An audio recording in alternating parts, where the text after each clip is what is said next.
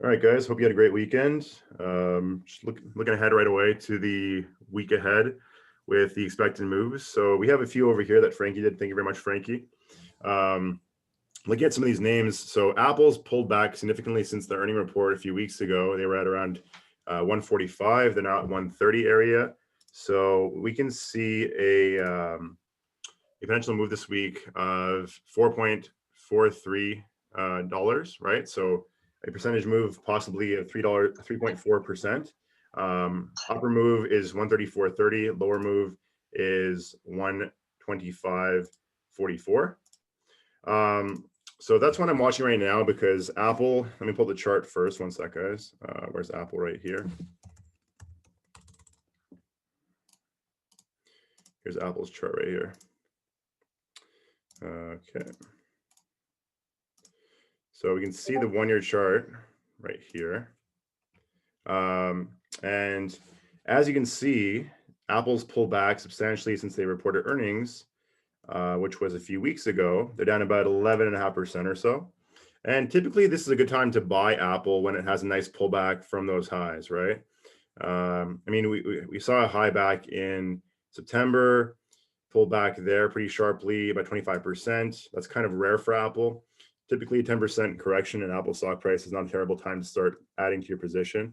And keep in mind, they're making money hand over fist. They had a phenomenal quarter, as did Amazon, as did Microsoft, as well Salesforce as well. The point here is that, you know, when stocks pull back on great reports, typically it's a great opportunity for buying, right, going long.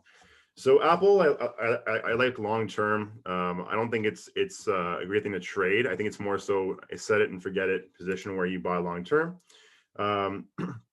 And so I think leaps are the right play on Apple. Obviously, if you want to play it short term as well, you can. Right now, the IV on it is very low, actually. So looking at the implied volatility on Apple, I can show you right now what it's at. It's trading at lows right now. One sec. So let me pull up the IV chart so you can see. Here's the IV chart for the year, right? You can see the March, April, May, like everything is trading really low on IV, which means that options are cheap, option premiums are cheap. Now, obviously, the red line over here is May OPEX, which just came out a couple of weeks ago. And looking at plays on Apple, I think obviously using some calls or legging into call spreads is not a bad idea either. So if you look at the option chain here, let's say you want to go longer term. Again, I don't like trading things less than 30 days typically because of the rapid time decay. So you want to look out at least a couple of months. I would say at least April or so. And you want to see a pushback above that 140 area, which is about $10 above the current price. So if we get that, you got some decent upside. And the premiums, as I mentioned before, are pretty cheap. You can see the IV is below 30%. Historically, it's above 32%, right? Roughly, right? And the put to call interest is 0.66, meaning that there are almost 2 calls being bought per put being bought right now. So some strategies to play Apple on the upside would be perhaps to buy the April 130 OPEX, for example, for $6.30 midpoint. Let me actually just remove this one sec. Let me get my strategy builder up. So buy that. And then, for example, if you wanted to, your break even is 130 plus 630. So 136.30. You could then sell the 140 calls, for example, against your position, and that would shave your overall debit down by about $1.11 or so, and your overall debit would go down to about roughly about 520. So your break even is 135.20, right? You have upside until March 19th of about $5. So almost 100% in 1 month. And if March OPEX expires below 140, you keep your long position and you can then sell the 140 calls for April OPEX as well. And if by that point in time it's trading around 140 and you're selling those at the money calls, you're going to pull in probably around $4 or so, which means you're going to have risk reward of about risk of about $2 to make about $8 or so, right? So risk reward of about 4 to 1, which is pretty damn good. Break even would be 132 at that point in time. Again, this is a legging in call spread, so you are risking more at the onset by buying the call option and then selling a call option against it afterward. But it's probably a better move to do given that IV is low on Apple right now. and it'll ramp up into earnings, which will be in May, right? So that's Aapl right there. I want to focus on earnings for this week right here. So we'll go back to the sheet that Frankie did, and we have Airbnb this week, Beyond Meat, DraftKings, Moderna, Nvidia, Overstock, Virgin Galactic, and Square as well, right? So a lot of big movers here on this list. Airbnb has a potential move of 13.5%, so upside of 228.24, downside of 173.90. Keep in mind that that share lockups expiration is approaching as well. It'll occur, I believe, roughly in 2 months. So if I go to Airbnb, I can see that it'll be 6 months from the IPO date. So looking at the IPO date was December 10th. So that'll take us over to January, February, March, April, May. It'll be around June 10th, right? So we still have a few months away from that, but keep that in mind if you are trading Airbnb, obviously. I'm not going to trade that myself. IV is actually low entering earnings right now. So you can see IV is 71%, HV is 86%. So IV is actually low on Airbnb, but keep in mind, we have a very small amount of sample data, given that's only traded for about 2 months now or so, right? Or yeah, about 3 months now, I guess, roughly, right? So I'm not really going to give an opinion on Airbnb because, you know, I think it's overvalued, but at the same time, shorting it may be a bad idea as well, right? It's risen pretty sharply, and it doesn't have a lot of logic behind it. So I'm going to stay away from this. But if you are playing it, then, you know, all the power to you, right? But that being said, going back to the sheet right here, we have Beyond Meat, a potential move of 17%, upside 187.38, downside 133.06. We also have AMD as well, which would probably be the better play to trade based on NVIDIA's report, right? So AMD would be a great sympathy play on NVIDIA reporting. And if NVIDIA smashes, expect AMD to have a nice pop on it as well. And given that AMD's IV is lower right now, right, because they're not reporting earnings, you can see over here, a little bit higher than historical, 43.5% versus 40% right here. Again, going out more than a month, April OPEX. Looking at, for example, the $80 call options right now, you're buying in the money here, delta 0.76. So you get about 76 cents per dollar move to the upside on AMD on these call options here. Break even is 80 plus 12 or so. So $92 break even. You're paying about $2.50 of extrinsic value on the contract. What you can do is you can go along here if you wanted to take a position on AMD. Let's say you want to buy 100 shares of stock right now. Well, instead of buying 100 shares of stock, why not buy a call option in the money right here? You're risking $1,200 instead of risking $9,000 for 100 shares, right? It's not a bad idea at all. And then again, obviously it expires in 2 months. So be cognizant of that and take your profits when they're offered to you. I like the 95 to 105 area for profit taking. Again, I mentioned this a few times now that we've seen a new range now on AMD where it's trading above the 85 area. And the upside is to around 100, possibly 105 after their great report a few weeks back. Again, similar situation to Apple and Amazon where they had a great report and they actually ended up falling after that report because they were at around 95-ish prior to their report. And they came down to about 85, bounced back up to 94-ish, and now they're back at $90 again, right? But on AMD's report this week, they'll probably see some movement. So not a bad idea to trade AMD on NVIDIA's sympathy, right? Over there, you might want to even look at perhaps doing butterflies that are very wide. So for example, if you wanted to risk a little bit less, you could do an in the money butterfly, do it a bit wide. Let me just see how this would work out if I were to build it right now. So looking at, I wouldn't go long the 80 in that case if you're doing a butterfly. You probably don't want to go out of the money. So maybe long 90, short 105, and then long the 130. Or sorry, the 120, sorry.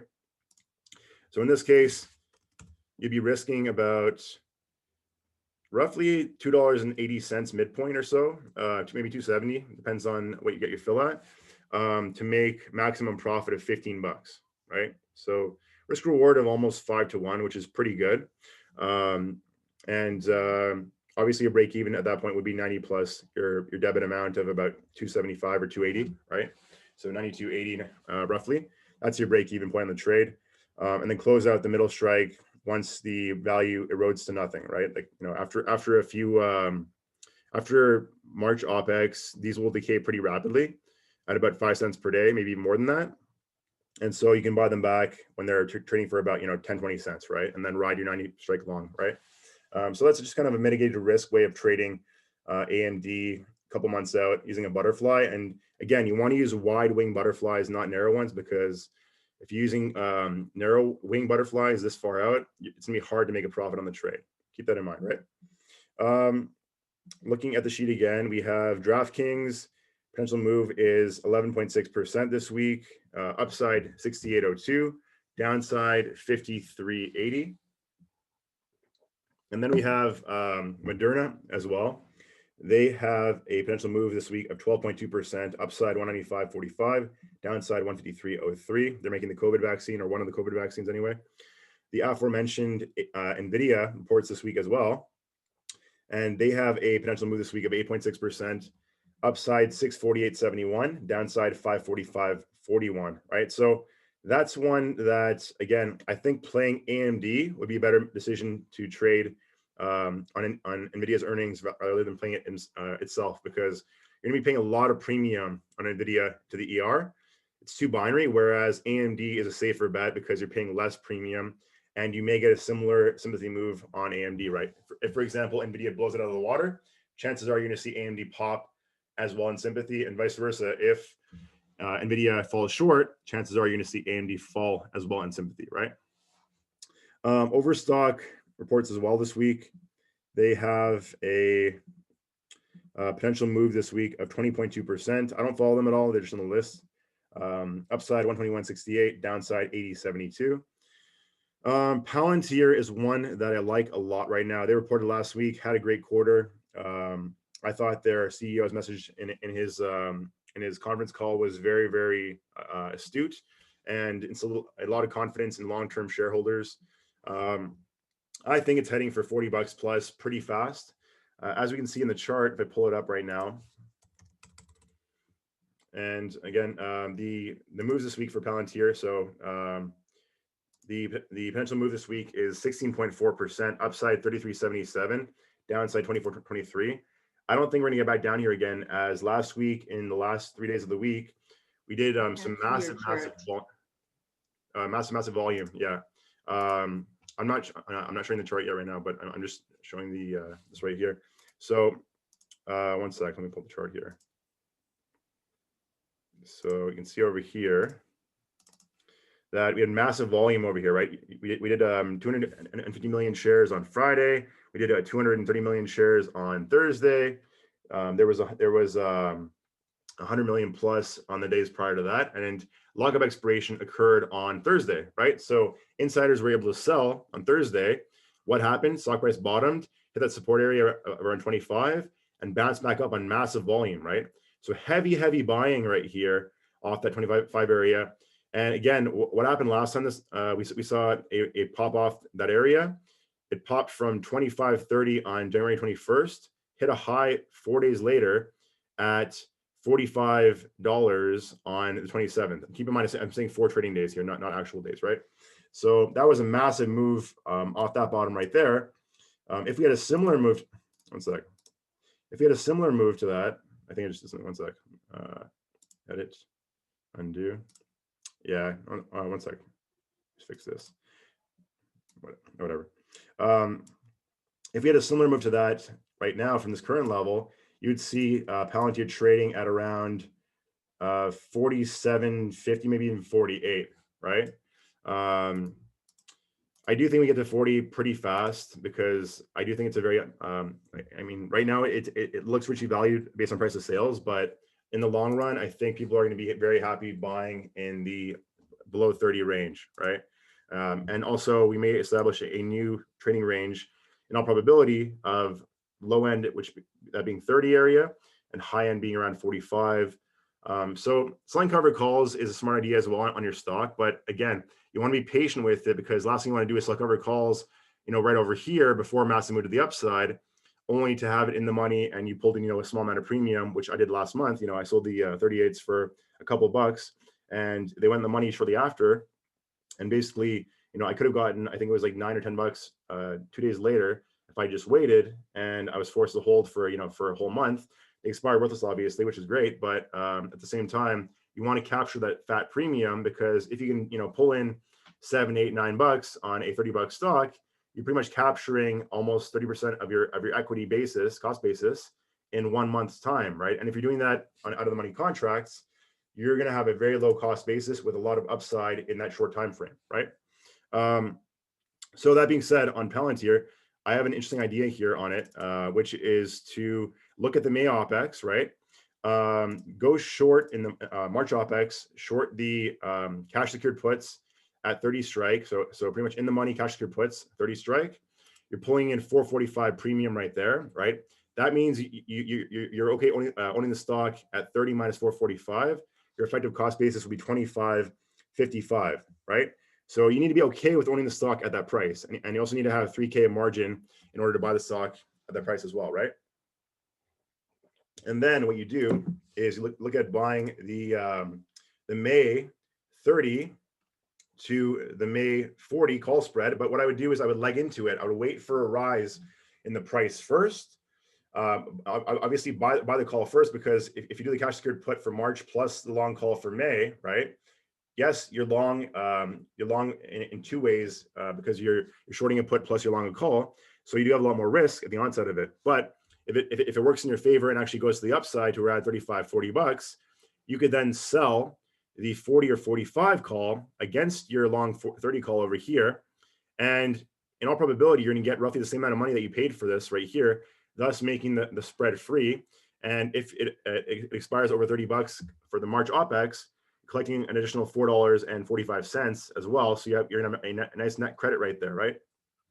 So not a bad way to play it. If you want to play it just straight away with the spread like as is right now, you can do that as well. You just simply sell the 40 strike, for example. And you can see right now that if you do the short March $30 cash secured put plus the call spread 30/40 for May expiration, which is 3 months away, you have a net credit here of 210 per contract, right? And so that means that pretty much any price above 30 is profitable.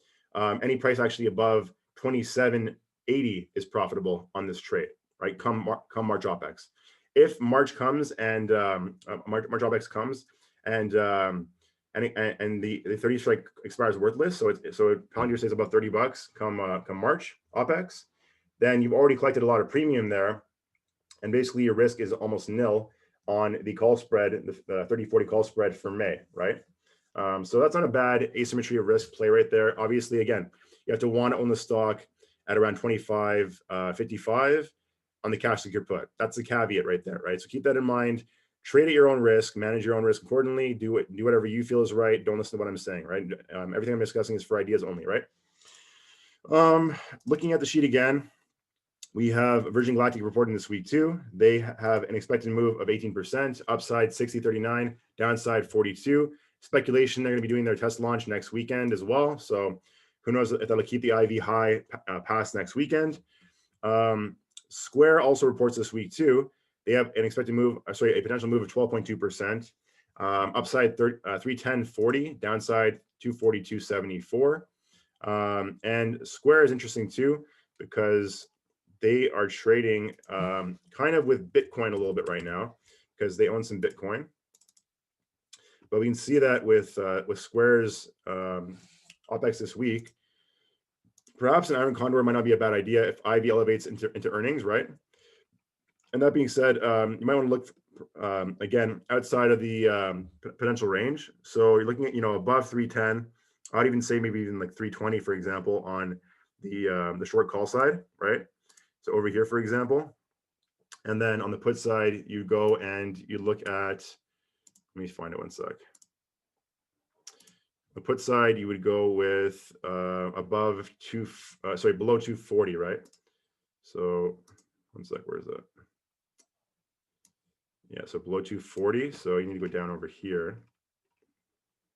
Sell that and then buy this, right? So again, you're doing a very wide iron condor here. Not a lot of credit. You're making like 80 cents, maybe 90 cents, perhaps, if you're lucky, right?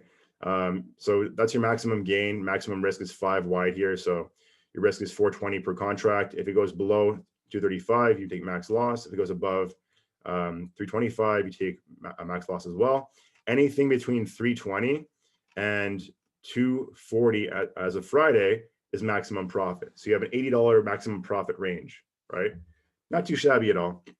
But that being said, Square does have a tendency to move largely on their ERs, and they occasionally do move to the downside on a positive ER. So keep that in mind. Again, one of my favorite things to do is wait till after the earning event itself, and then trade the stock after you have all the information in hand. Because if it falls, for example, in the case of like Amazon or Apple or AMD, the IV crushes, you now have all the information in hand, you can go long on the equity or on calls, for example, or on call spreads, and you have all the information in your hand already. And if it recovers fast, you're going to see a nice fast win, right? So that may be a better way to play it. The Iron Condor is more for seasoned premium collectors that are in the group that understand how to manage the risk. You can also paper trade this if you want to get some experience trading Iron Condors, just to see how it works. Play around with different numbers if you want. But if you don't understand how Iron Condors work, I would stay away from this idea right here. Okay. Also looking at Editas, which is a position I like right now as well. So looking at charts, one sec, where my chart go? Lost it. So EDIT, right? Here's the 1 year chart. And we can see that we filled this gap right here already at around $50.58. And it's kind of forming a little curl right here back to the upside again. Crispr Therapeutics reported last week. They fell as well. And they're in the same sector, right? Crispr, CRSP. See, they fell down below 150, hit a low of 142.24 on after ER. So they're right at the 140 support area. I think long term, Crispr stocks are going to be great performers. I'm talking like 5 years down the road. They can perform very well short term as well. As you can see that, you know, if you had purchased Crispr back in March, obviously anything back in March would have yielded a nice return. But even if you bought it back in November, when I was talking about it at $80 a share roughly, it still went up substantially from 80 to 220 at one point. So if you bought it around there, you're up 168%. Even if you bought on the first pop up right here, you were still up, you know, almost 100% in a matter of a couple months, right? But that being said, I do think that Crispr stocks are a great way to invest longer term in high growth. And CRSP, Editas, Intellia, and Beam Therapeutics are all the top four that you want to look at. I think Crispr and Editas are the top two. That's my opinion, obviously. And also in a couple of weeks, there's a new book coming out by Walter Isaacson, the same person who wrote C. Drop's biography. And it's all about Crispr Therapeutics, right? So it's all about Jennifer Doudna and the future of tech around CRISPR, right? So that might cause a little bit of pop in a couple of weeks. Keep that in mind as well. I plan on reading the book. It should be a pretty interesting read, and he's a great writer as well too. Aside from that, we'll look at SPY quickly because it had a bad week last week. Again, a lot of consolidation here in the 390 area, but that being said, let me see these lines over here. That being said, there is also a lot of put buying right now, and the put to call interest on SPY right now is pretty high. So here's the put to call interest over here.